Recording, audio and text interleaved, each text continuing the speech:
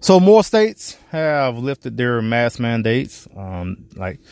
Florida have all for a while now, and had Mississippi, and I think Arizona and Texas in particular, that I'm going to focus on a little bit in this intro, because Governor Greg Abbott came out earlier this week. I think it was on Texas Independence Day of all days. That was nice. And so he lifted the mask mandate, and I guess the fact that has happened, I guess we should give a round of applause. So that's all, because I'm not even going to play the applause sound for that, because it doesn't deserve it, because this is something he shouldn't have done in the first place. So to think that he should get some sort of high praise, and everyone, oh, he's such a great governor and it's always so conservative. No, because it shouldn't have done that in the first place. Should have been like South Dakota. Like I've mentioned before, Kristi Owens, I think is the governor that's been doing this as far as the pandemic better than any of them. So yeah, I'm not going to applaud someone for doing something they shouldn't have done in the first place.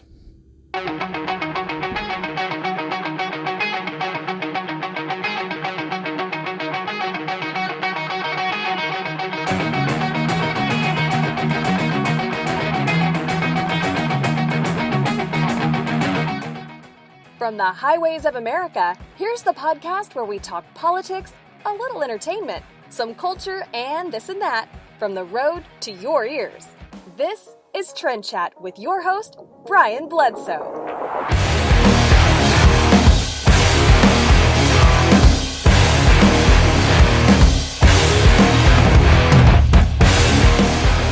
All right, welcome to another episode of TrendChat. I'm your host, Brian Bledsoe, and if you want to connect with us on Instagram, Twitter, Facebook, well, Instagram, Twitter is at Brian L. Bledsoe, and at TrendChat 24/7 on Facebook.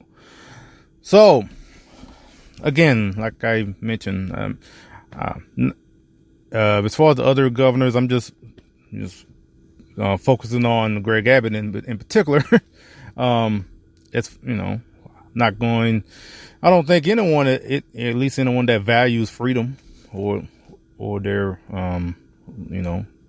their civil liberties, as far as what's been going on the past year or so, and it pretty much has been a year, given this is March now, where everything just went, full lockdown and everything with all the mandates and all that. So yeah, like whoop-de-doo.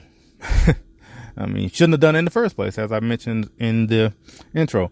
And also, now, Texas, as well as the other states, has lifted the mask mandate, from the government, making the mandate. But I think all of them have said that businesses have the choice to either continue the mask mandate or not.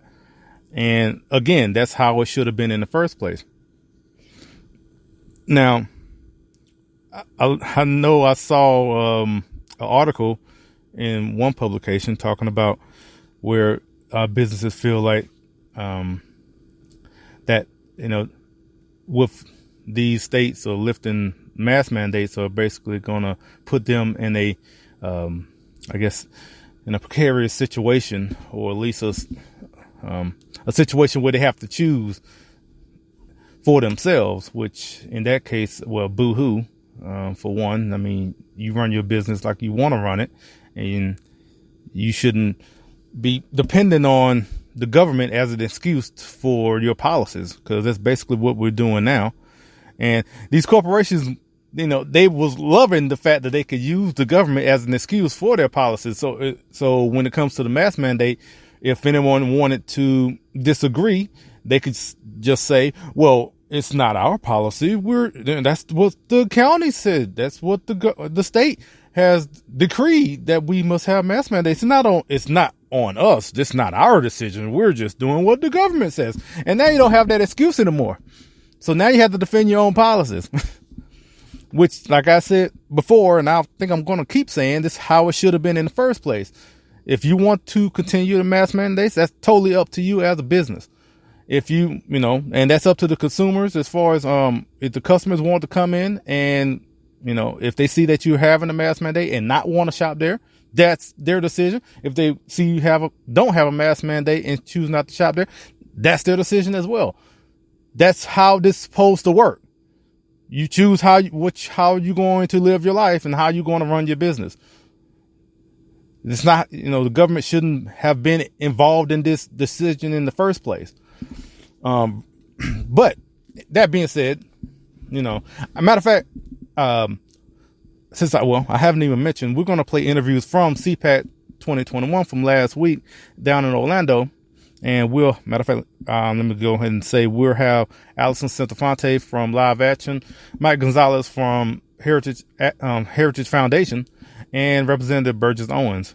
So, someone, if you've been listening to the podcast for any amount of time, have heard a number of times we had him on. Matter of fact, he was the first person I interviewed, ever. So we're going to have those interviews. And so I mentioning that not only to let you know what's coming up, but also in an example about CPAC in particular, because, for one, obviously it was different than last year. Matter of fact, CPAC was one of the last large events before all the lockdowns happened last year. And it's like one of the first ones since then. And so in this case, we're talking about Orlando or Orange County in particular, and also Hyatt Hotels, which that was the place that held CPAC. So also this goes back to what I mentioned probably a couple of times before, is that it doesn't matter about the state in particular when it comes to some of these regulations that are coming out, whether it is mask mandates and all that, because, okay, we're talking about Florida here. CPAC was in Orlando, Florida. Okay, Florida is a red state. Governor Ron DeSantis, who I think is one of the better governors that handled this as well. I'm just, anyway. So, all right, you have a red state. But again, as I've mentioned numerous times, is that just because the state is red, most likely the city that a lot of these events are going to be held are going to be run by Democrats, liberals, progressives, take your choice, communists, socialists, whatever.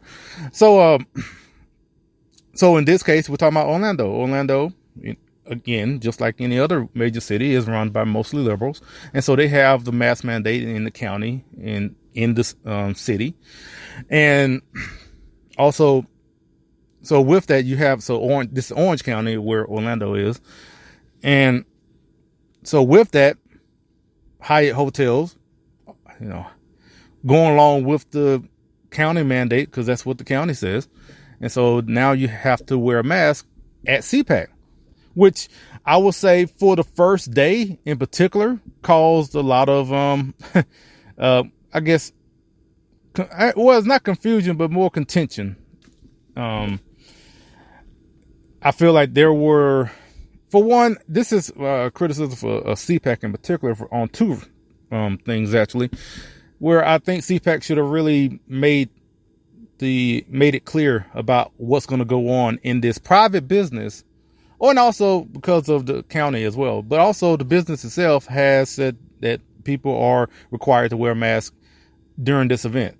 And that's something that, look, I'm not saying they didn't mention it, because it was in, when you register and all that, it's in there. But I think to get ahead of any confrontation that,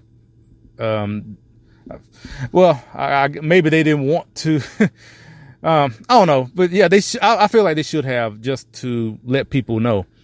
And on another case, there was another issue involving media where they, because of the social distancing in the main ballroom where all the main speeches were, for media in particular, also attendees, there were, this is not surprising that there were going to be a limited capacity. It wasn't going to be full like always.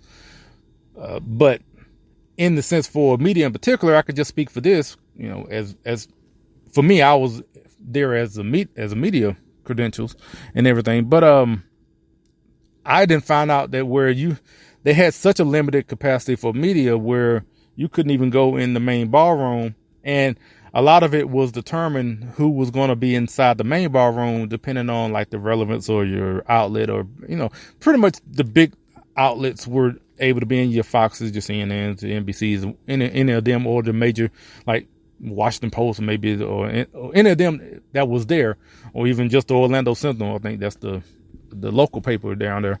And so a small podcast like TrendChat here, so the odds of us getting one of those passes to be in the main ballroom for the limited capacity was slim to none. So but I didn't know that until I got there, until the first day, well, technically the first day on Friday, when I tried to go in and like, do you have a ticket? So you had to sign up for another pass to get in the ballroom. So you already had your media credential, but you need another pretty much credential to get into the main ballroom, which I didn't know about until then. I didn't see any information, any communication about that until that point. So I don't know, but I can't fault CPAC too much. I mean, this is a whole new situation that they're dealing with, and I'm pretty sure just putting this event together was a feat upon itself than usual, on top of just moving from the normal location of DC down to Orlando and all that. So, I mean, but that's just what happened. So, but yeah, so that being said, all that, kind of get that out of the way about CPAC, because for the most part, I had a good time. I didn't stay for President Trump's speech on Sunday, because again, with the whole limited capacity, especially for media, I knew if I wasn't going to get in on Friday or Saturday when everyone else was speaking, I knew I wasn't going to get in on Sunday. So it was no point of me being there. I would just be watching it on TV in the overflow room, down the hall, which, I mean, I could watch it on TV anywhere. So I just went ahead and left. And also another thing, security and all that. So what's the point of going through all the security just to watch it on TV? So, anyway, just, I guess, to get that negative part of it. Cause again, like I said, I had a good time. And like I said, we're going to play some interviews, some of them, cause we're going to play the other 3 that we got next week, or in 7 days or so. Let me not say that, cause it might be longer than 7 days. Who knows? So again, like I said, we'll have Alison Centofante from Live Action, Mike Gonzalez from the Heritage Foundation, and Representative Burgess Owens. And so going back to the example about with the mask mandates and what happened down at CPAC, like I said, the first day it was kind of, rocky between the staff and everyone were attending CPAC, and just, basically annoyed with the mask mandate. But I also think there was a disconnect in the sense of where you thought, okay, I'm in Florida, right? I'm in a red state. They don't have a mask mandate, so I shouldn't have to wear a mask. But you're still forgetting about where the county is going to land on it, and also where the city is going to land, and on top of that, where the business is going to go to, and what their policy is. There's a number of steps after that. So just because the state has taken away the mandate, you still have to worry about what the county is going to agree to, and what the business that you're going to. So in this case, it would be Hyatt. So if a business like Hyatt is still requiring masks, then, as a private business, that's their right to do that. And if you don't like it, I mean, there was a number of people that were kicked out for, violating their policy. That's basically, and that's just like any other policy at any other store, actually. It's just this particular issue about masks is kind of being highlighted because of everything that's been going along with it. But, whether we're talking about, Walmart or any business, like, the mask mandate is not the only thing that's a policy for that, whatever business you're going to. This just the one that is being, got a spotlight on it. But, so yeah. So if that's what they're asking to do, then you as a customer have the choice to either continue to go in and abide by their policy or not go in. So, and that's your right. That's their right for their policy. But again, in this case, it wasn't even just that. It was, like I said, it was a county mandate. And I'm just going to keep saying, because, I don't know. I can understand what's going on as far as when it comes to trying to put together an event, is that, even though you're going to run into this pretty much at every major, metropolitan area, in a major city or something like that, you're going to run into this issue, like I said, regardless of the state. So if you're trying to put together an event, you're going to try to go to one of these cities. That being said, but once you do that, then you have to, you're going to have to deal with a lot more progressives and liberals in that area, as opposed to if you went to maybe a suburb or more of a rural area where you wouldn't have that much, much of a fight back and forth about it. So, but in doing that, if you schedule an event, then you got to consider the travel of your attendees and where they're coming from, and what people are willing to do. If they're willing to, like said, let's say if they flew into Orlando, but the event is in a county that's maybe 30, 40 minutes away. So you have to fly in. I'm just saying, like an regular attendee had to fly into Orlando, then they had to rent a car because they most likely won't have a shuttle like most hotels do from the airport there.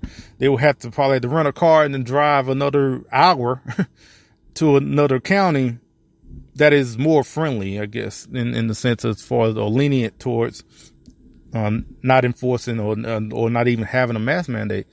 And so, for this particular issue, are you going to do all of that just so, you won't have to deal with the mask mandate? Now, I know a lot of people probably hearing that like, yeah, I would do that, but trying to consider how many people we're talking about. So, I actually think that's something a lot of organizations should actually ask. They should just put it out there. Like, we're thinking of doing an event this year, and how it is as far as, regardless of the state, if we pick a major city, we're going to have to deal with a lot more, stringent mandates, regardless of what the state has done. Would you, like, if I was putting out a survey to potential attendees, I would just put it out. Would you rather have the convenience of having it in a, major city where you can just go to the airport and just, and it's a short ride to your hotel and all that and enjoy wherever the event is? Or would you rather have it in a area that is, more lenient, more freedom loving, if you want to put it that way, to another area, but you would have to take a longer drive. You would have to, go out, outside of the city, or to, like I said, to maybe a suburb area, or maybe to even a rural area, to where you can, where you don't have to deal with nearly as much other mandates and regulations.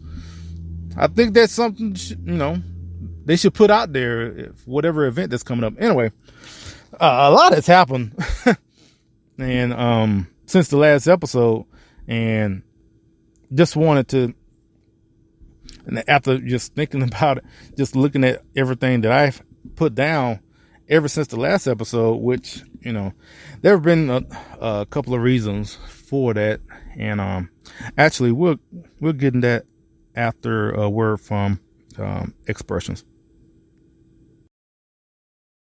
This is Lacey Williams, the founder and president of Expressions Magazine, letting you know that you can order our quarterly magazine and support female conservatives by visiting express-conservatism.com, or you can follow us on social media.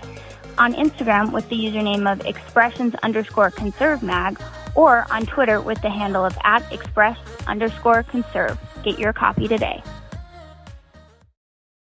What's going on, y'all? This is Brandon Tatum. Make sure you go to TrendChat, check it out, listen to it. One of the best shows that I've ever been on. So make sure you go check it out, man. God bless y'all.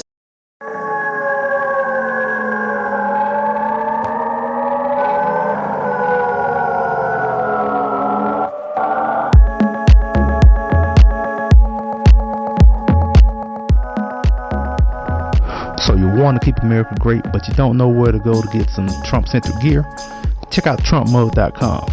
And if you put in the code TrendChat, you get 10% off. So at TrumpMug.com, they have flags, coins, mugs, of course. So go to TrumpMug.com, put in the code TrendChat, get 10% off. Again, TrumpMug.com with the code TrendChat for 10% off. All right, so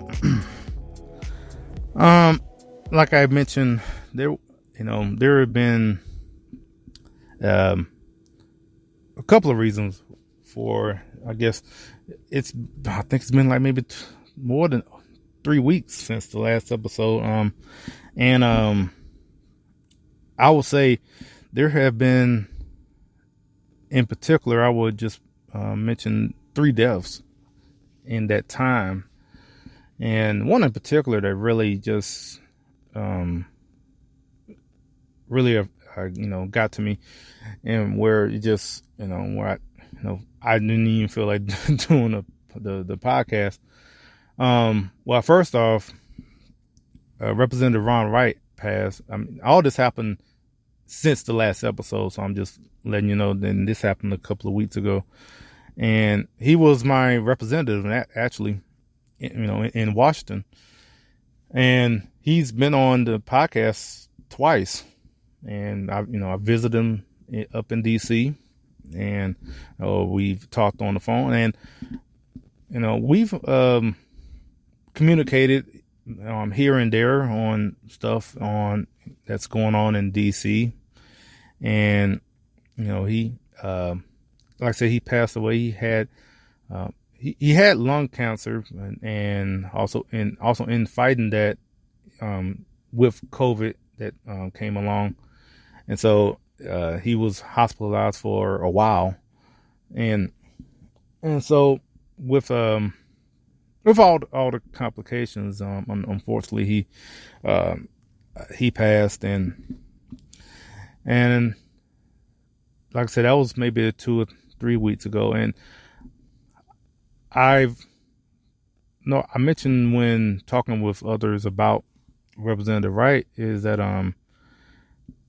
and I've mentioned this before about where I live in particular, that I have the just the unusual fortune of actually liking and respecting my representatives for the most part in my area. So I'm saying that in particular for Representative Wright was my representative, and he was a staunch conservative and someone that I related to and definitely and agreed with for the pretty much, I was probably saying 95% all of the time. I honestly don't even know what we disagreed on as far as policy goes. Well, unfortunately, because he wasn't in office that long, and we haven't talked about every policy issue. And so, yeah, so being the strong conservative that he was, I really, appreciated having him as a representative up in Washington. And so in saying it, and also having Senator Cruz as my senator, and he's been on the podcast, and I really respect him as well, and I guess all the stuff that happened with the Texas freeze, which I'll get into later on, and also to go on even further, even on the state level, where I have state rep Tony Tenderholt, which another he's my state rep, and I like him as well. He's great. So, and that's not for someone, I mean, most people that work, that are elected in, whether it's in Austin or in Washington, or just, I tolerate them more than just, and I'm talking about Republicans in particular, tolerate them more than actually, it kind of goes back to, I'm more voting against a person than voting for whoever it is. That's normally how I'm voting. But in the case of Representative Wright, I was voting for Ron Wright. And that was that was rare because for the most part, I'm always voting against whoever the the socialist Democrat that's normally running. So that was like I said weeks ago, and we actually have gotten to the point now that we're looking at. I mean, it's eventual, inevitable that it's going to have to talk about, replacing Representative Wright. So we're actually already going that route, and there's a special election coming up in the 1st of May, I think. So, and also the widow, Susan Wright, is running in that race, in which I just found out there was 23 people that are going to be running in that race, which is just insane, especially on the Republican side. The fact there's so many running on there, where I feel like it's obviously going to be a runoff. So anyway, it's going to be even another election after the first one. There's going to be a runoff with all those people. It's just bound to happen. So anyway, so with that, then again, even on a more personal note, a friend of mine, Chris Dillard, passed away. I think probably a week after that. It's not even that. I think it was like a couple of days afterwards. But, he was someone, especially, in the Dallas-Fort Worth area, and that, I would consider, definitely consider a friend, and to hear him passing, and then also hearing how it happened in the case of suicide. And it's just, that one really just, I mean, for someone that I knew and someone, I mean, every time we see each other at whether some, an event somewhere, whether it's like a True Texas Project or somewhere especially in Texas in particular, we always take a picture together. And, he was, I mean, for me, like if he was there, the event was going to be fun at least because we can talk and whatever like that. And, it was always good to see him. And, we would always just, hang out, especially, at the event or whatever. And, matter of fact, the last time I saw him at least was, at the Texas Scorecard, Gala in December. And it's funny that I almost wouldn't have saw him that day because we talked before, and he mentioned about not going, because at first we talked about, we both want to go. I mean, we've gone numerous times before, but he was saying that he wasn't going to go. And I was saying, look, it's not going to be the same if you're not going to, if you're not there, because I want him to be there again, just like I was saying, like, because I'm always, like hanging out with him, especially when, at some of these events and all that. So, so yeah, and it's, like I said, he was saying he wasn't going to go, and I, kind of nudging them, say, hey, come on, come on out, and let's, hang out at the dinner. And it's,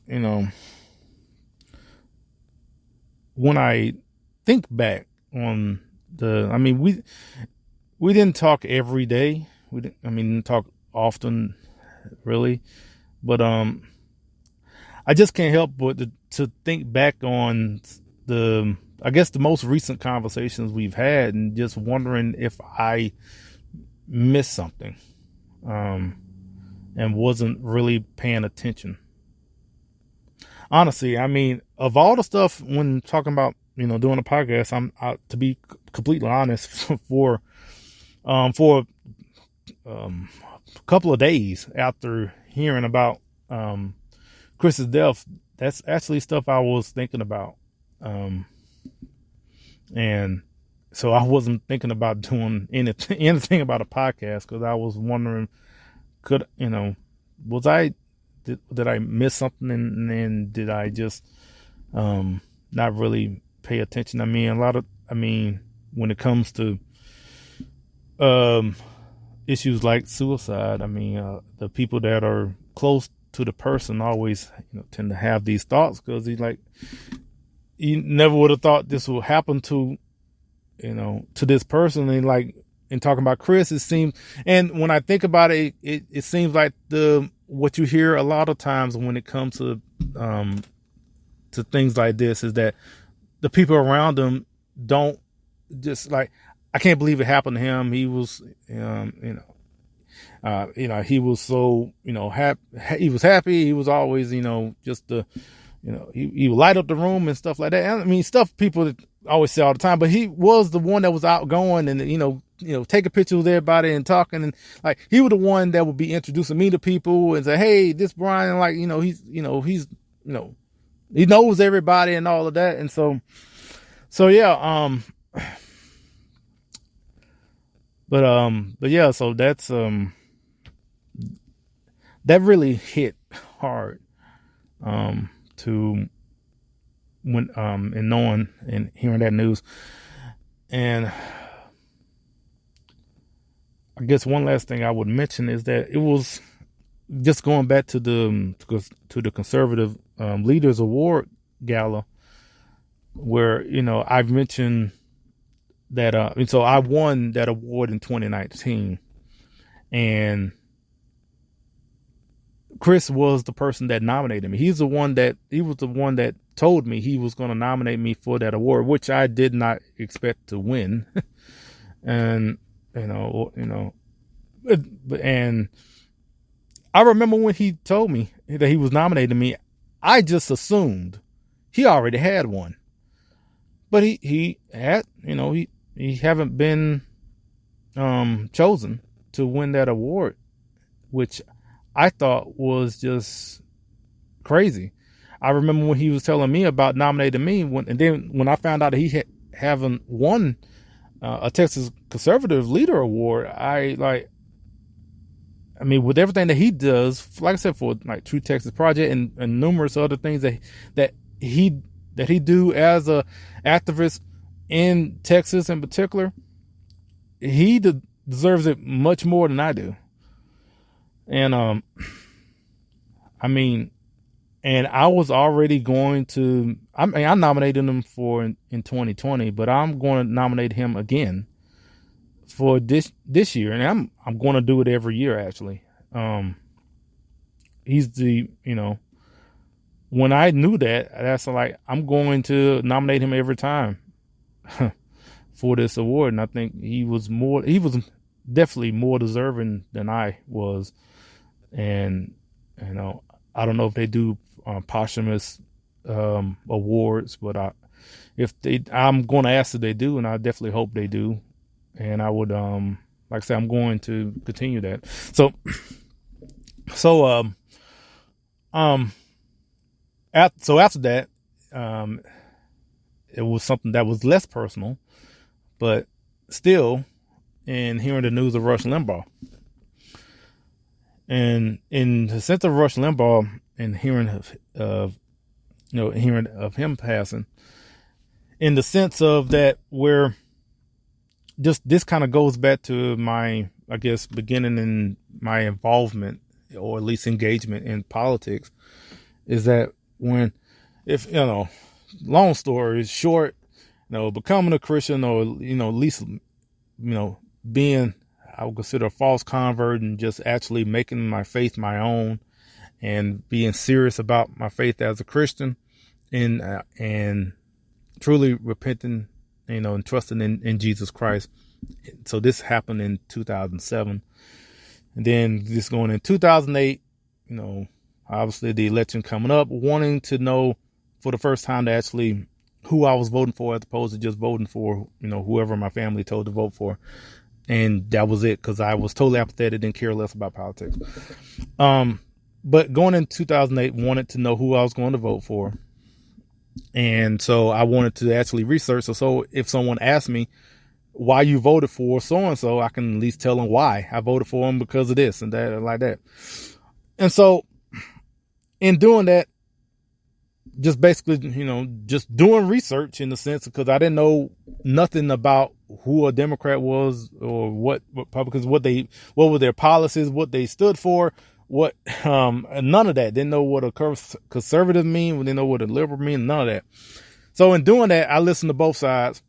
And I'm saying this because this is where Rush Limbaugh's come in, is that, so I was listening to both sides. I was listening to Keith Olbermann, Stephanie Miller, and I forget his actual name, but it was like the Black Eagle. This is all on Sirius Radio. And then on the right, I was listening to Sean Hannity, Mark Levin, Andrew Wilkow.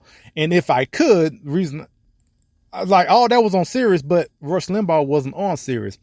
But if I was driving, because, I was on the road, I was a truck driver back then, on the road, if there was a network where I was driving through that had him on, I would listen to Rush while I was driving through that area. So I couldn't listen to Rush Limbaugh as much as I wanted to, but I knew that was another person I wanted to listen to on top of everyone else on Sirius.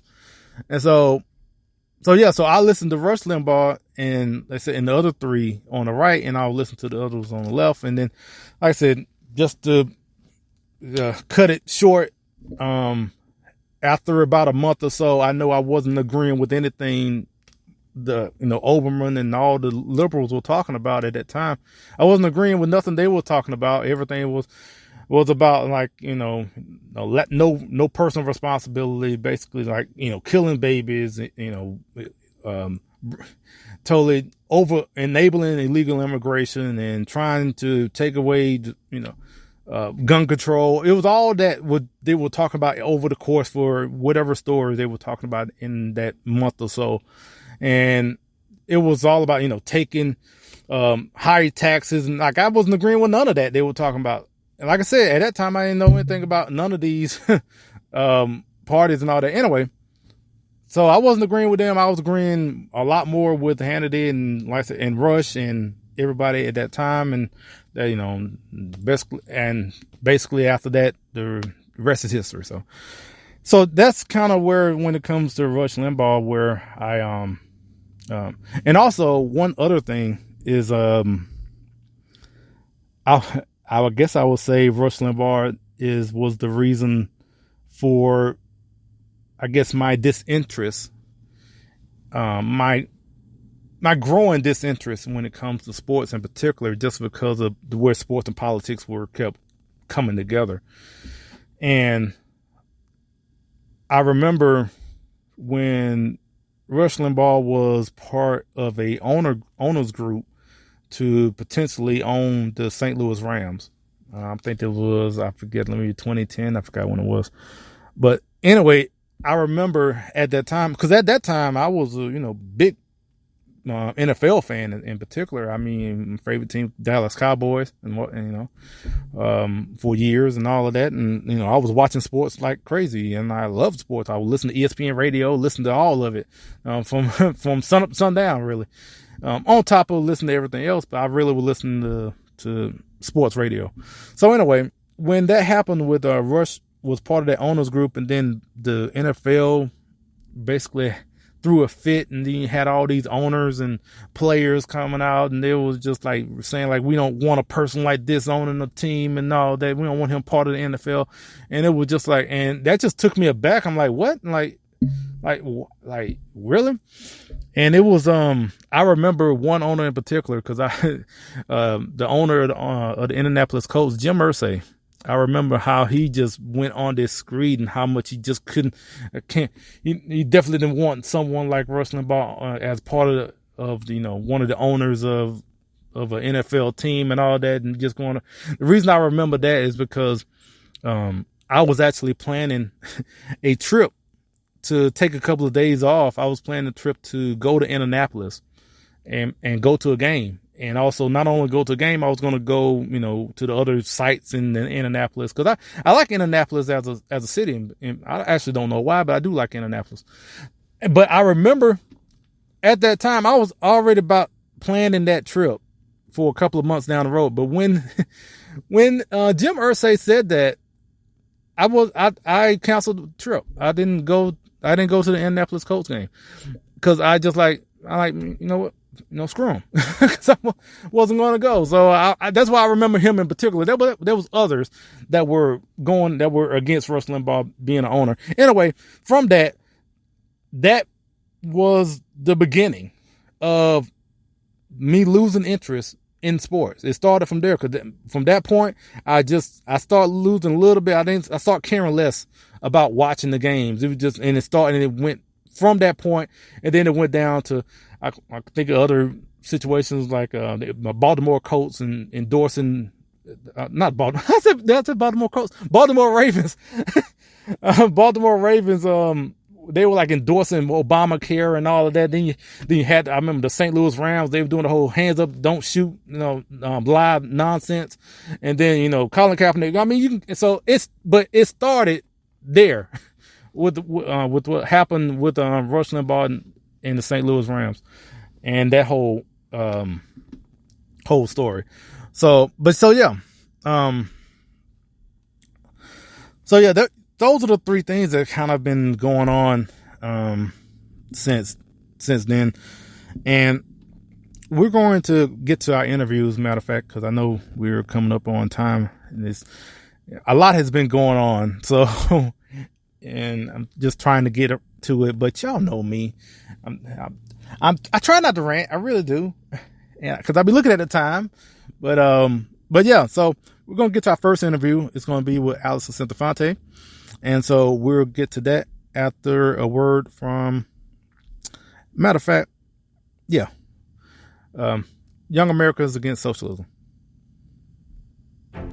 Hey guys, this is Morgan Zegers, the founder and CEO of Young Americans Against Socialism. We are a nonprofit organization working to preserve a free, fair, and prosperous America for generations to come, all by equipping our generation with the truth about socialism. If you're interested in watching our educational videos, donating to the cause, joining the Ask Coalition, or becoming a contributor, you can do all of these things at fightsocialism.org. We hope you'll join us in this crucial fight for the future of our great country. Thanks! Hello, this is TrendChat here at CPAC 2021, and we're with the Director of External Affairs for Live Action, Alison Centofante. Did I get all that correct? You got it right. Thanks.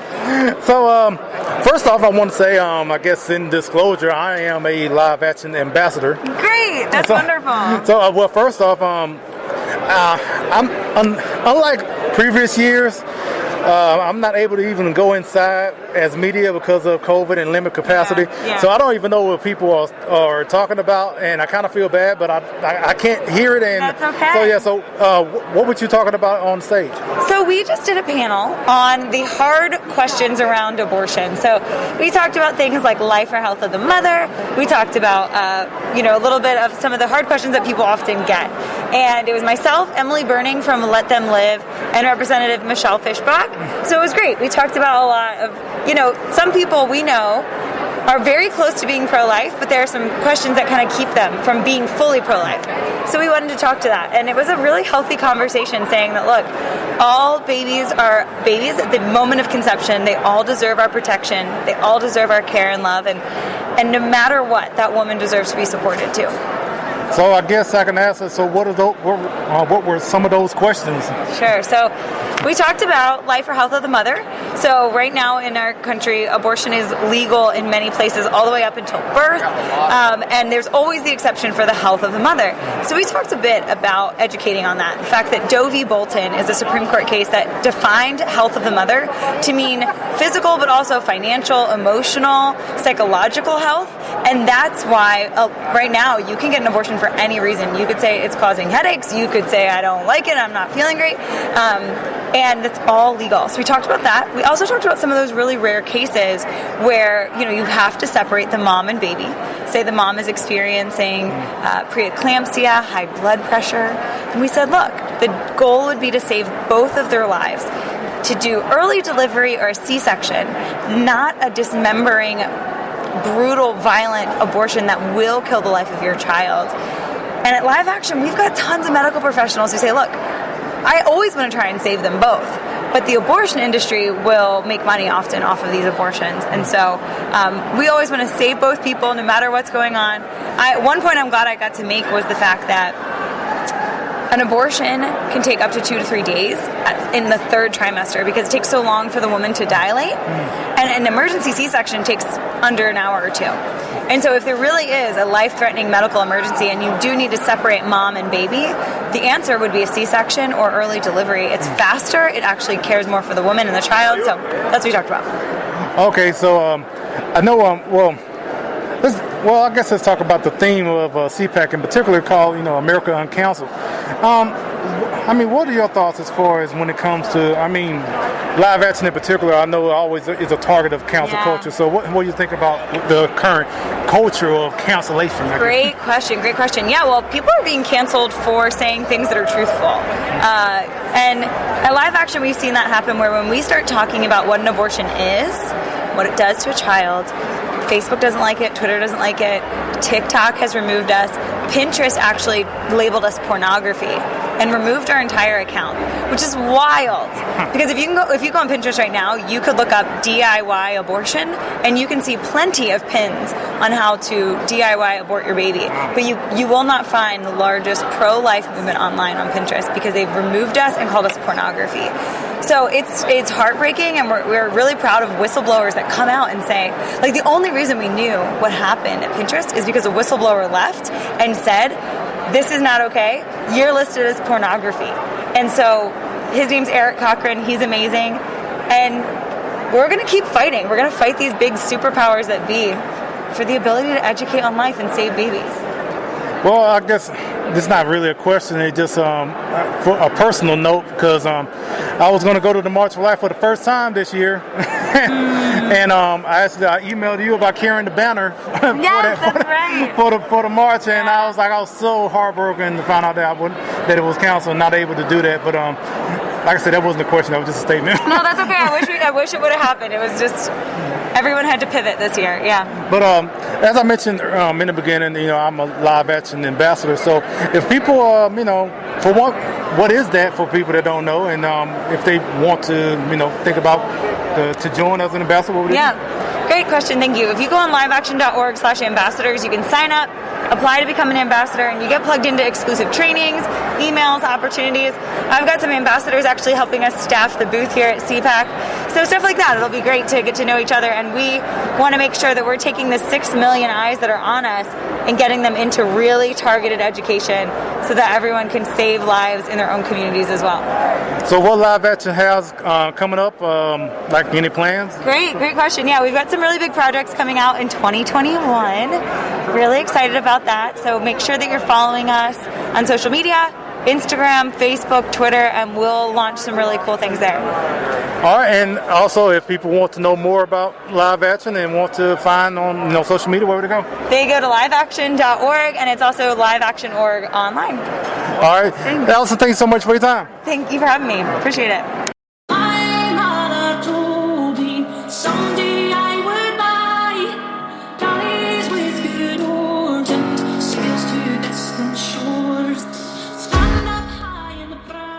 TrendChat is proud to be a part of the hashtag Life Tribe or Cultural Life as they seek to celebrate life through the world of fashion. Go to COL1972.com and get 10% off your purchase when you enter the code TrendChat. Tens of thousands on my right, thousands by my side. War between good and evil, watching our fists collide. Battle for our freedom now, to the streets we ride. Flags waving all around, pages full of pride. This is where we make a stand, no more give or take. March around the Capitol. All right, so thanks to Alison for joining us. And yeah, like I said in the interview, I've been an ambassador for Live Action for a little over a year now, so it was great to actually meet Alison in person for the first time. I mean, we've emailed a couple of times back and forth, but to actually, to meet up, and as I was planning to go to the March for Life and all of that, as I mentioned in the interview, and that fell apart. I mean, especially being up in DC, because just like how CPAC just moved down to Orlando, so because the regulations up there, of all places, is probably the most stringent given that it's, DC, the DC area, if you don't know. So if you go back to the 2020 election, and just basically you can go all the way back for years back, just think about this, that DC was 93% for Joe Biden. 93% as the District of Columbia. And even outside of that, so even in the immediate area of Virginia and Maryland around DC, it's one of the most liberal places in the country. So yeah, their regulations and all the amount of control they try to impose on everyone there is just astronomical, in DC in particular. So to try to have any sort of event like March for Life, they're going to basically try to, they'll throw every obstacle in your way, especially if you're a conservative organization. If you Black Lives Matter, you can just run around naked if you want to. But anyway, I know we were talking about the theme in that interview, because the theme of CPAC was America Uncounseled, and talking about live action, particularly in the interview, just thinking about other things, because like Aunt Jemima syrup, if you don't know, if you've been buying syrup, I mean, you probably have seen the change where they basically canceled Aunt Jemima and changed the name, so now it's called the Pearl Milling Company. Kind of, I guess it's going back to their roots in a sense. So, and just deciding to go with that, a less offensive name for, in their eyes, I guess, because Aunt Jemima was so horrible. And, that company was founded back in 1888. So I'm pretty sure if the woke crowd go out and, I'm pretty sure you could find some racially insensitive things about the Pearl Milling Company and it'll be canceled too. So, and I mean, you had the stuff with Dr. Seuss, and where you had, people finding all sorts of racially insensitive things in Dr. Seuss and taking away not publishing some of those books and all of that, because then you got Mr. Potato Head and wanted him to be more gender neutral, and I think they went back on that. So it just, all this cancel culture and everything just is offensive. It is just maddening. But that's where we're at. And it actually kind of goes into my next interview, which I'm going to go straight into, and which is, from Mike Gonzalez, because he wrote a book called The Plot to Change America, and how identity politics is dividing the land of the free. And this was a last second interview, because I didn't know Mike was going to be there. I've heard him numerous times from Heritage Foundation on podcasts and talking about the book and all that. And I went by the Heritage Foundation booth down there in, so CPAC normally has this like exhibit hall that's separate from where the main ballroom is, and where you have exhibitors like Heritage Foundation, Leadership Institute, all these different sponsors basically that are there, and they have a booth, and you can go by and ask about their organization and all that. And he was at the booth for Heritage Foundation, and I almost still didn't recognize him, because everyone's wearing masks and everything, but he did have his badge on now. So, and then like, Mike Gonzalez, you're here. And honestly, I didn't know he was going to be there at all. If I knew that, I would have been, I felt like that I wasn't as prepared for this, because I had more questions, because I've been hearing him on different podcasts talking about the book, and I really enjoyed what he was saying about the book, about stuff that is in the book and all that. And so, I had more questions, but it actually just, it went better than I thought, because, but I definitely had more questions that I just couldn't think of off the top of my head. So anyway, let's get right into our interview with Mike Gonzalez. Hello, this is TrendChat, and we are very pleased to have Mike Gonzalez with us. He has a book called "The Plot to Change America." I have listened on the podcasts and on YouTube about it, and it's a great book. As a matter of fact, I might well ask you about it. So, for people to know, like, what is the plot to change America? So, first of all, Brian, it's a great pleasure to be on with you. The plot to change America is look. There are no secret meetings in Berkeley, California, or Cambridge, Massachusetts on Thursday nights. What it is this idea of dividing the country, reimagining the country as a confederation of categories, and then taking these categories and instilling in their members feelings of victimhood, grievances. What do I mean by categories? Well, these categories that can be based on sex, on race, on national origin, on gender identity, etc. Even disability status. For example, let me give you one example. Hispanics. It's created by the government in 1977 by the Office of Management and Budget.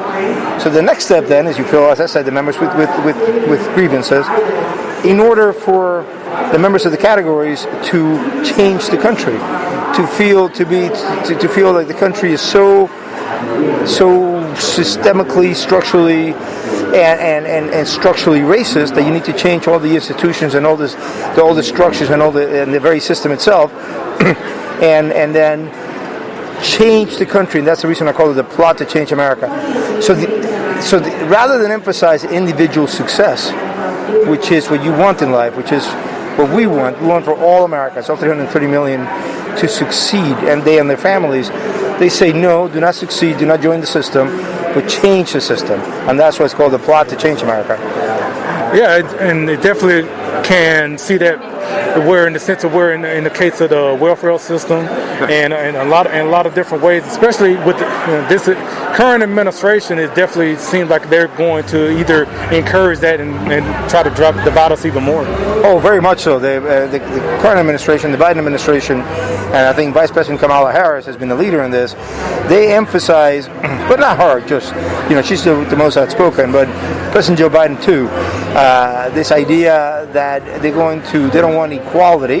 They don't want the government to treat individual Americans equally. They want is equity. They emphasize equity. They talk about equity all the time. And equity is the unequal treatment of individual Americans according to which categories they belong to, in order to obtain equal outcomes as judged by group parity, based on group parity or category parity. So they have really go whole hog on this, and it's very dangerous because it really sees the country as being inhabited by castes, by different castes of people, instead of thinking of Americans as individuals. So I know one aspect of, as far as when it comes to dividing everyone, is the concept of intersectionality. Right. And for people that don't know, let me ask you, so if people don't know, what is intersectionality? So intersectionality was started by a woman named Kimberly Crenshaw, who is a big believer in critical race theory. And what she says is you can belong to different categories of the oppressed. For example, you can be a woman who is African American, who is Hispanic, who is disabled, and you have there different levels of oppression. So that again goes back to thinking of people as being oppressed. There are many people with setbacks in life, or no matter what to what group they belong to, who succeed. To think of people, there are victims in society, and we should help people who are victims. That's the reason why we have a needs-based approach in government, that we help Americans who are suffering. But to say that just as a member of a category, you are entitled to compensatory justice, and that's the beginning of the problem. Yeah, it just makes it seem like they're making, I guess it's like the exception, not the rule, because they just make it like, well, no one can get by because this quote-unquote systemic racism. Right. It establishes social disadvantage at birth. And even if you succeed in life, it says, well, you still have this social disadvantage. What it says is to have the last name Gonzalez, such as I do, but to be black is a stigma. Look, we have to overcome all these things. obviously there are many racists in America. And unfortunately, I think racist people are always going to be with us. It's one of our flaws as humans. The human being is a very flawed person, and we, but evil is always present. Evil is always going to be with us. That's exactly right, Brian. What government needs to do is to make sure we used to live in a time when the government did not treat people equally because of their race. That did not work out very well. In fact, it worked out very badly. We're very happy. We're very glad we ended it with the civil rights movement. We should not go back to that. Now, it seems like, in one sense, where we have the so-called Equality Act, which is just passed. I guess if people don't know, about that Equality Act, what was all. There's a lot that was in it, but I guess if you give a brief summary of what it was. Well, the Equality Act is not really something I look at. It's ironic that the only time the administration uses equality is in this realm. What it is it says to religious people, you cannot live by your dogma. You cannot live your religion. So if your religion says that, for example, that you cannot change your sex, you cannot live by that in your public life.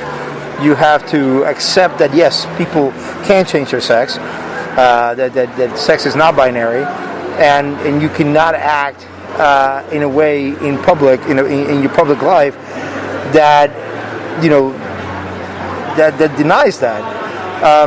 That is a problem for religious people and religious institutions. Now, go back to the book. Now, the title being "The Plot to Change America," and like you mentioned in the beginning, it's not where you have a whole bunch of people just meeting in the back room. It's literally just a philosophy that everyone has, right. And they're just sharing it, and right. They don't need to meet somewhere because they all think the same anyway. Right? Yeah, that's right. There's no conspiracy. Yeah. It's not the conspiracy to change America. It's the fact that the philosophy, as you said, Brian, the philosophy that animates the behavior of all the people involved in this is the same. They want to transform the country. And it comes from education, especially, all the way from K through 12, where they're just basically instilling these little seeds, to children, and basically then they really just expound on them when they get to college, to the point of where they get to the professional life, and they just basically where we at now, where we have Coca-Cola out there talking about being, try to be less white, and all this is going on in corporate America. That just has grown from education, really. Brian, you explain it a lot better than I do. Oh. That's the reason you have a podcast and I don't. I don't know. That's just something I was just thinking about because that's where it came from. I mean, and because a lot of times when we talk about, they say about a conspiracy, make it seem like it's all some people meeting them, but it's not like that. I mean, people just all think the same, and they don't need to meet. They just know, okay, I know you don't like a certain thing, and so we just don't need to do that. And yeah, like I said about education, I can easily see that. I mean, because you see it all the time. Like I said, I mentioned about Coca-Cola and all these other corporations. I mean, they're just been bending to the will of what has been, spouted in all these college institutions. And I mean, that's just where they're going right now. Until we as conservatives fight back and actually stand up and actually take over. You ain't gonna have to really take over the institutions, but at least be there and don't abandon it like we have for so many years. Again, you explained it very well. We have lost all the cultural institutions. We need to understand as conservatives that narrative matters, that the school matters, the academy matters, the media matters, and we need to go back and say, no, you cannot have, this cannot be as lopsided as it is.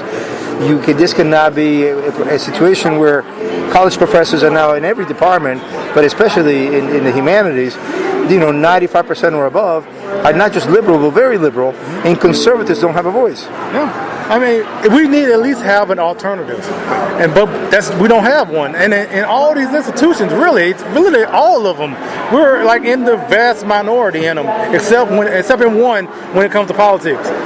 But we focus so much on it, and we just abandon everything else. I mean, it's like half and half in politics, and we just left everything else. Talk radio is the only thing we have. Yeah, and that too. Yeah. So, thank you so much for your time. I mean, this was very unexpected because I didn't know you were going to be here, but I'm glad I had a couple of minutes to talk with you about your book. Well, I'm very happy to have met you, actually. I think you are a very good spokesman for all these issues. Thank you. Oh, thank you. Thank you so much. Oh, if people want to, find you online on social media, where we go? Well, you go to heritage.org. My Twitter handle is @Gonzalez, GUNDISALVUS, that's Gonzalez in Latin. And they can go to Amazon and look for The Plot to Change America, How Identity Politics is Dividing the Land of the Free. All right, thanks so much for your time. Thank you.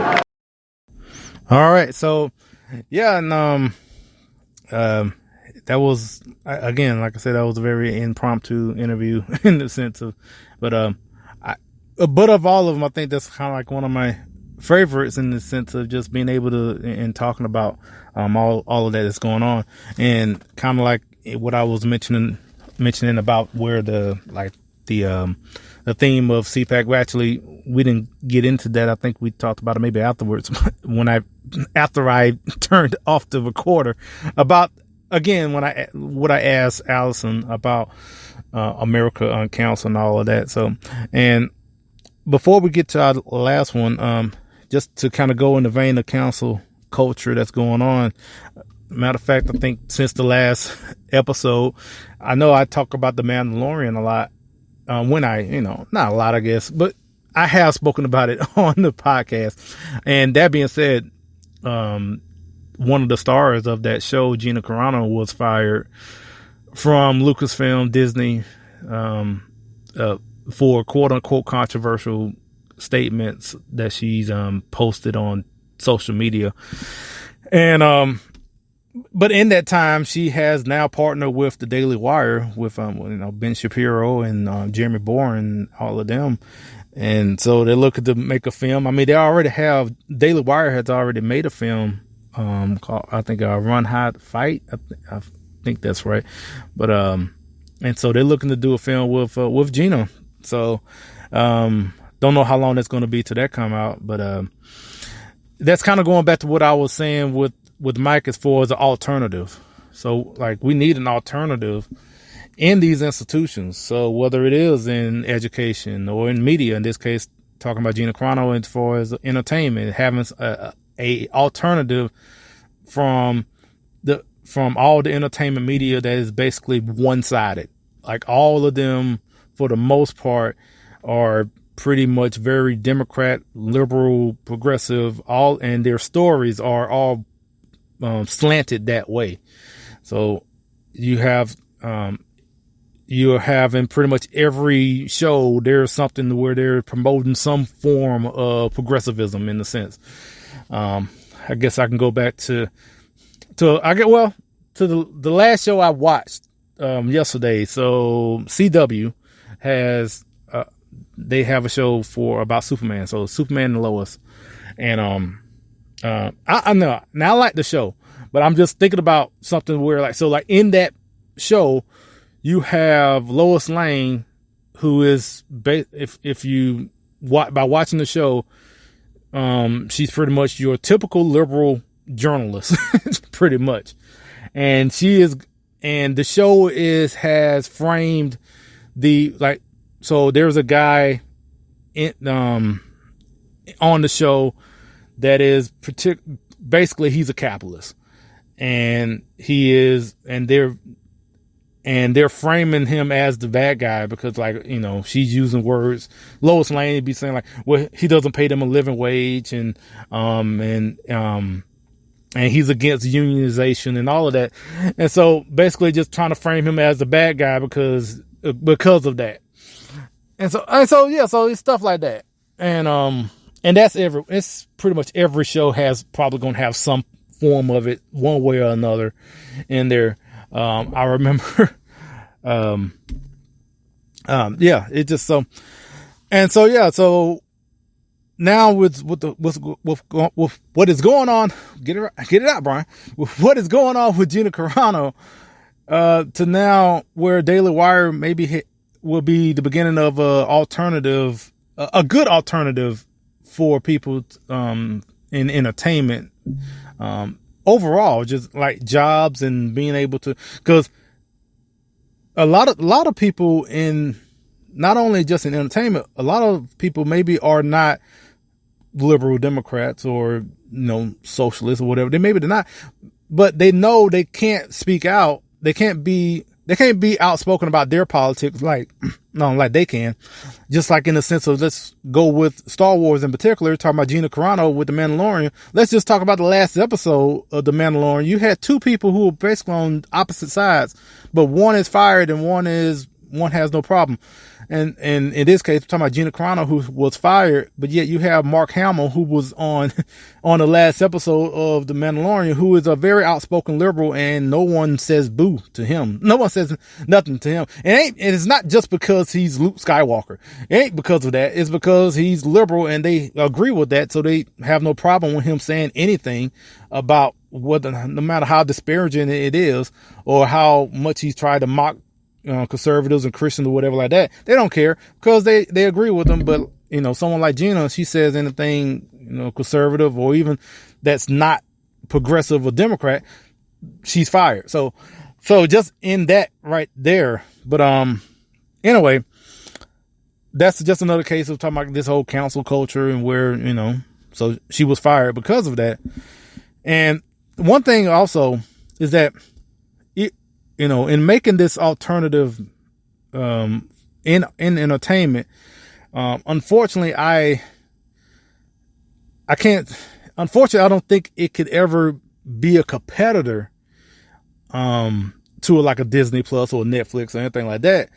But it's good to have an alternative. The only reason I'm saying that is because it's always going to be marginalized as conservative entertainment, as opposed to this kind of like the news media where you have just news, quote unquote news, whether it's like CNN, MSNBC or NBC or CBS, ABC, and all, they're just considered news.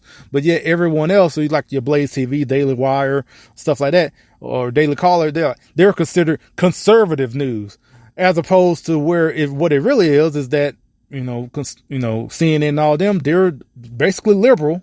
If you want to be as objective as possible, you can say they at least left for center, at least.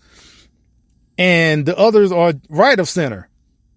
But CNN and all these have basically, and people have bought into this where they believe CNN, ABC, NBC are objective media.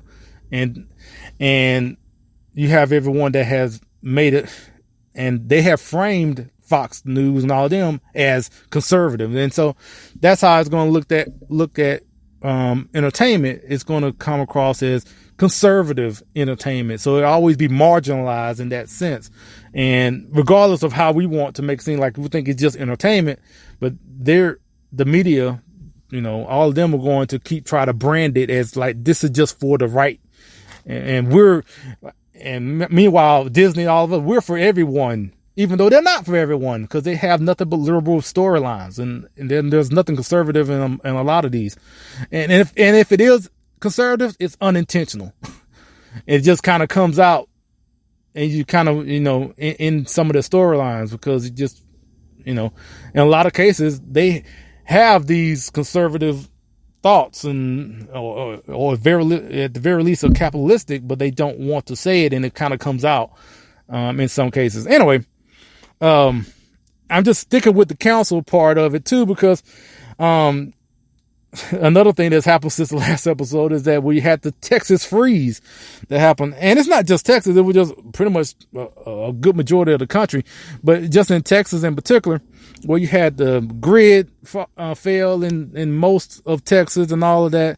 And I'm pretty sure with everything that's going on with the grid that happened back then a couple of weeks ago, now everyone knows that Texas have their own electrical grid as opposed to the rest of the country have an eastern and a western grid.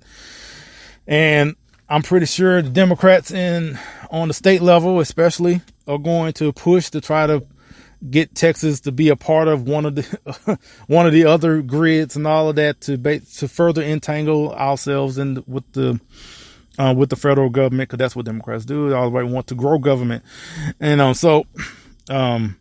But in saying that, that was just a unprecedented time with, how cold it was in the snow and all of that. I was stuck in Florida, cause I was actually in Dallas on the day of that huge wreck that happened in Fort Worth. Like, had over 100 cars and vehicles that was involved in that accident. And I was there, and I looked at the forecast and I saw it was going to get colder and worse than that. I just said, okay, it's time to go. So I got a load, and I got as far south as I could. And I got to Florida. I got to Pensacola, Florida. And then it went all froze over. I'm saying this because this goes back to, like I mentioned earlier, about Senator Cruz. So there was a huge controversy with Senator Cruz where he took his family to Cancun after, during the whole freeze, and everyone just went at him. I mean, he got it from both sides. And, I don't begrudge Senator Cruz for leaving. I mean, everyone like, how can you leave your people and all of that? Like, for one, I don't begrudge him simply for the fact of having the resources to leave. Again, I had the means and resources to leave, and I saw that it was about to get worse, and I got out of there. I went to Florida, and I sat there for 3 days, mainly because there was no loads, because everything was pretty much stuck. The roads were still froze, and where I was, I couldn't really go anywhere anyway. So, but yeah. So if you have the means and resources to get your family out of a terrible situation, why not leave? And also on the fact that what was going on, especially with the power outages and everything, that was a state issue. There was nothing that he could really do other than really just be there for a photo op, to be honest. Because if you're talking about, he could be helping out or, giving out water or doing this, all that could be done by his office, by other people. Like, you don't have to be there personally for any of that, unless you just want to have your picture taken. Like, look at me handing over a case of water to somebody and take it, you literally could. He didn't have to be there for that. Anything he could have done, especially with everything that's been going on with COVID, can be done remotely, especially now. And isn't that what a lot of these progressives and liberals want now? They didn't want anyone to come together anyway. But now, because of this, because it was easy for them to use this as anything to try to denigrate Senator Cruz and a Republican. I mean, and look, I understand it doesn't look good on politically, in the sense of that. Okay, he went to Cancun, but as far as the controversy and how it was so overblown, it's just ridiculous. And so yeah, and that was again another sense of where he was already getting plenty of calls to resign over the first impeachment, and then the second one as far as for President Trump, and when as far as Democrats trying to put everything that happened on January 6th on President Trump, and he voted against that impeachment. And then you got plenty of Democrat groups out in Texas trying to get him to resign, and I see the billboards and all of that. So with that, and then also with this thing in Cancun, it just kind of is unfortunately just adding more fuel to the fire. But yeah, it was funny. He actually made a joke about it at CPAC when he spoke. But again, I didn't really hear it until like after the fact, because again, I wasn't able to be in the main ballroom because the media was, anyway, not going back on that. Anyway, one last one. It's going to be with the first interview I ever done was with Burgess Owens, former NFL great for Oakland Raiders in particular. I think there was other teams I've forgotten. I actually saw someone at CPAC with an Oakland Raiders jersey for him to sign, but yeah, so he was the first person I interviewed, I think maybe 3 or 4 years ago at CPAC, and he's been on a couple of times, and it's just to see how things have changed since then to now. And so now he is Representative Burgess Owens out, in Utah. And so, I was able to get a chance to speak with him. And so, without further ado, here's our interview with Representative Owens. Thanks. All right. So, Good to see you, man. I know. So this is TrendChat with CPAC 2021, and we have a returning guest. Matter of fact, for TrendChat, my first interview for my podcast was with Burgess Owens when we did you had the book coming out. Matter of fact, it was before the book, and you've been on before. And now I have the privilege and honor to call you Representative Burgess Owens. How you doing? Thank you so much. And I remember we did something like this at CPAC maybe 2 years ago. So So anyway, just think about like I said, you were the first person. I remember when I was up in DC and I was trying to find people to talk to, and and we got a chance to get together and we talked, and then we also did an hour-long interview over the phone and everything, talking about your book. So I guess first thing, given that we're not even at DC for this CPAC, but you're up in DC now, so I guess how's the environment up there right now? You know what? It's different. It's not what's normal, but we're not in normal times now. I will say this. We're at a point we're seeing more contrast than ever before. That's what American people need at this point. We're people that really gets into empathy. We love to feel what other people are feeling so we can make some changes and make sure we can help them out. There's a little difference when we get into sympathy. Sympathy is we live our lives, we feel sorry for folks, we just wish the best of them, but we move on and live our American dream. We're now at a point where the American dream is being threatened by everybody. People can't go to work. People can't put their kids in school. They can't go worship. And those kind of things, no matter what side of the aisle we're on, no one likes that. So we're at a point now we're going to have more conversations together as we the people, and I'm excited about that. I'm excited about having the chance to be on the field of action when all this is going on. So we have conversations like this, and I'm not just kind of watching from the outside in. So I love the opportunity. I'm just so thankful that American people are put us in the position we're in today, and that Utahns allowed me to represent them. So what can you take from the football field that you can apply to, in D.C.? That's a good question. A couple things. First of all, my personality, for those who've read the book, The 5 Love Languages, service is mine. I love to serve. I can do it 24/7 and look for another hour to do so. The biggest thing I learned playing football, I did play in the Super Bowl championship team, but 12 seasons before that were all losing seasons, from high school to college to 7 years with the Jets. So what I did learn during those times when you cannot control the scoreboard, all you control is your hustle. You control your effort. You control how much time and effort and passion you put into what you're doing. And if you do it right and you feel at the end of the day that you're getting a response, you did well for yourself, then you've actually won that little piece. So I'm looking forward to just hustling, getting the message out, being as bold as I can to let people know that we have to fight for our freedom, and that the left truly wants to steal it from us. They're all about theft. They're all about hatred. They're all about divisiveness.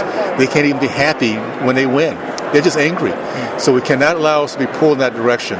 Good people will always be pulled to the light. We have to continue to fight to do that. Now, unfortunately, I was not able, as media with COVID and everything, I wasn't able to be in the room, so I didn't even hear what you were even talking about. So if people want to know what you talked about. We had a really good panel, and we talked about the family, the nuclear family, the importance of that. And I had a chance to say, first of all, I was so blessed. I grew up in the Deep South. My first exposure to white Americans were at 16 years old, but before that it was all about a great family, a great community who believed in God, country, family, respect of women, and respect of authority. And because I grew up with that, I can now teach my kids the same thing. I can teach my young man how to be my son to be a young man, and how my 5 daughters how to recognize one. Those are things because I experienced it. Our message was we have to make sure that many more of our kids are experiencing what it is to have a mom and a dad who cares for them, who works their trials to show what it is to have unconditional love, and that can only happen in a nuclear family. So we cannot let the godless left pull us away from what works and has always worked, particularly in this country. All right, so what things are you looking to work on up in D.C.? Like, do you have a particular focus? Yes, my committees I'm part of is education and labor. I'm very, very big on education. There's also judiciary, and within judiciary, I'll be working on things like anti-trafficking, those kind of things. Already. And of course small businesses. So we're gonna have to. Looks like we have to get going here. Okay, well, thank you so much for your time. And like I said, the fact that we spoke 4 years ago and seeing how far you come. I mean, look, people can't see me, but we're smiling, man, because like I'm just glad to that see you. What's so awesome? I recognize you with the mask on. It's so cool. It really is. All right, thank you so much for your time. You keep it going. I love the fact you have your ideas. And here's the deal: no matter where we are in this process, we're all part of a team. We do our little piece, whatever that piece might be, and together we win as long as we give the right message and just fight to keep our culture. All right, thank you so much for your time, Representative Owens. All right, thank you so much. All right, so yeah, so that was cool. It was like I was hoping I would get a chance to see him. I know he may not be there the whole time too. I was just like that was probably the most I was walking around to make sure I was around to try to get to him, because I mean now being a representative, trying to, it's almost kind of like trying to have to get in there a little bit, and it makes it a whole lot better when the person actually knows you. So, as far as getting the interview, it's kind of made it a whole lot quicker as opposed to, cause I mean, whenever it's not just, representatives to just any person of note, any of high profile, they're going to have like a crew of people around them. Whether it's people that are doing their schedule and all of that. So that was cool. I really appreciate Representative Owens for joining us, and hopefully we may have him on again. Actually, we was planning to do something at March for Life, kind of going back to the interview with Alison, but again, when that was canceled, so I didn't go up to DC. So anyway, that's it for the interview. So matter of fact, next week, the next episode, we'll have 3 more interviews from CPAC. We'll have another interview with director Nick Loeb, who also, starred in the movie Roe v. Wade that was premiered at CPAC, which I got a chance to see, and I really enjoyed that. And so we'll have that interview, and as well, and we'll have Erin Phillips with Proud to Parent to talk about her organization. And also we'll have actor Kevin Sorbo, which again, that was something that came out of nowhere. Didn't expect that to happen, but I got a chance to speak with Kevin Sorbo. And so we'll play that interview in the next episode along with the other 2 as well. And so, before we go, obviously we are hitting on a 90-minute mark. I mean, I guess I'm just getting myself ready for the final episode. That's going to be, I'm planning to use all 3 hours for the final episode. So I guess I'm getting myself ready for that. But before we go, as always, we have our the locations. As I look for the sound, I have some crazy stuff going on with my phone lately, and I can't find. Yeah, so here we go. Yeah. Oh, there it is. All right. All right. So we definitely got to get to the locations. I mean, it's been weeks. So I know it's been weeks. So from last time. So let's start with the cities. So we got Jaipur, India, Kolkata, India, Chennai, India, Delhi, India, Parkville, Maryland, Patina, India, Longmont, Colorado, Dallas, Texas, Accra, Ghana. Now that's a new one. I don't think I've seen Ghana on here before. Accra, Ghana, and Halton, Louisiana. Now, as far as the countries go, it's a couple I haven't seen before, I don't think. Bolivia, Finland, Italy, Canada, Ecuador. I don't think I've seen Ecuador before. Netherlands, France, Ghana. Like a big percentage in Ghana this in the past couple of weeks. And India as well. And obviously United States. But percentage-wise, it's like 50% United States. And the rest of it is all the other countries. And like India and Ghana have a huge percentage in those two. So I don't know. So thanks to people to everyone. But I mean, I guess I haven't seen Ghana before. So thank you to everyone who's listening in Ghana to the TrendChat. So that's all we have for this episode. If you've been listening to this point, I truly appreciate it. I mean, thank you. And like I said, we'll have more interviews from CPAC in the next episode.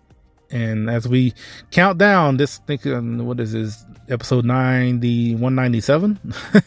Maybe I forgot actually, but we're getting close to 200 to our final episode, and which will be just 3 hours. Actually, we'll have some interview from CPAC that I'm actually holding until the final episode, because we actually talked about, the podcast coming to a close.